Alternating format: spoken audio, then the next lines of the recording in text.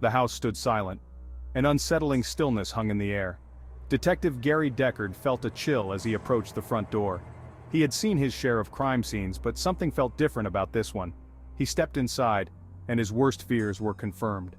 The scene that greeted him was nothing short of horrific. The victims, 4 in total, were strewn across the living room floor. Their bodies were contorted, bearing the marks of unspeakable violence.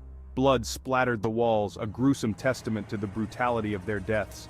Among the victims were Dennis Caldwell and Darlene Paris, their faces frozen in a mask of terror.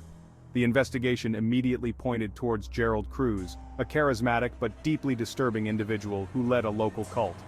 The group, known only as The Cause, had been operating under the radar in the quiet town of Salida, California. Their activities, shrouded in secrecy, had long been a source of suspicion and unease among the locals.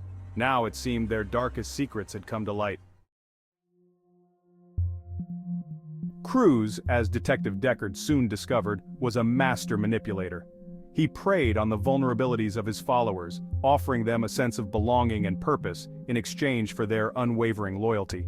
He promised them enlightenment, a path to spiritual awakening, but his true motives were far more sinister. He enforced his control through a twisted system of rewards and punishments. Obedience was met with praise and favor, while dissent was met with swift and brutal retribution. He employed a terrifying tool, a wheel of punishment, to determine the fate of those who dared to question his authority. Victims of the wheel endured horrific ordeals. Some were subjected to days of solitary confinement, their minds slowly unraveling in the darkness. Others faced savage beatings, their bodies left broken and bruised. Fear, Deckard realized, was the glue that held this group together. It was a fear so profound, so deeply ingrained, that it had driven these people to commit unthinkable acts. The case took a dramatic turn when Donna, a surviving cult member, came forward. Haunted by the horrors she had witnessed, Donna agreed to testify against Cruz. Her testimony provided a chilling glimpse into the cult's inner workings, exposing the depths of Cruz's depravity and the hold he had over his followers. Donna recounted how Cruz had slowly poisoned the minds of his group. He convinced them that the outside world was evil, a corrupting influence that threatened their very souls. He preached a doctrine of isolation, urging his followers to sever all ties with their former lives. She described how Cruz had singled out Dennis and Darlene, accusing them of treachery and plotting against the cause. He had ordered their deaths, proclaiming it a righteous act, a necessary sacrifice to appease a higher power. Donna's testimony was a turning point in the investigation. It provided the missing pieces of the puzzle, allowing Deckard to build a rock-solid case against Cruz.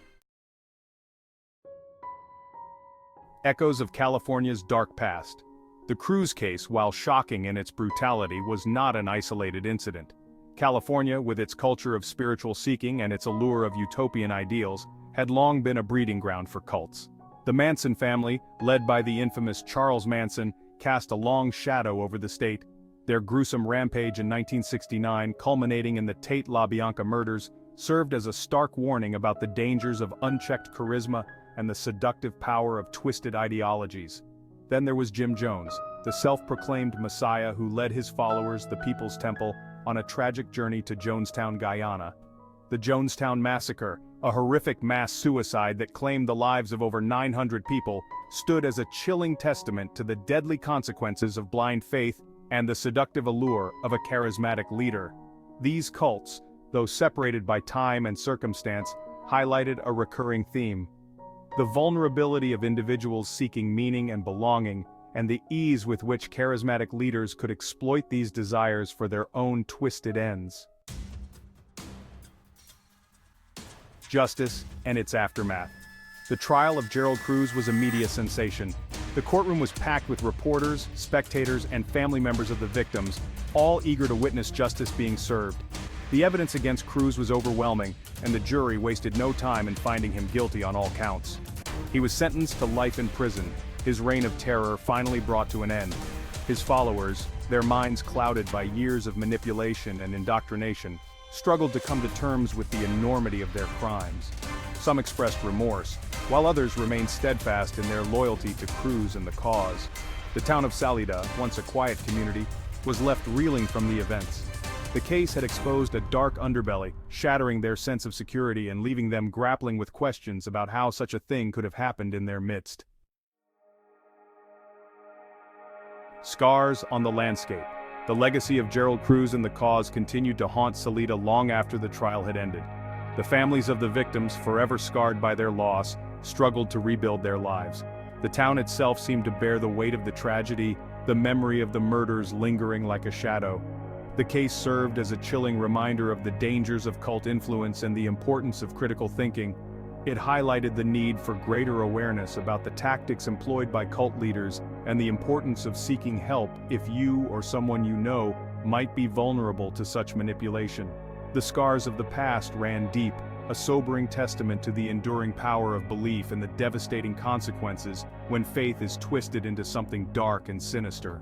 The story of Gerald Cruz and the cause served as a cautionary tale, a stark reminder that even in the most idyllic of settings, darkness can lurk beneath the surface, waiting for the right moment to emerge.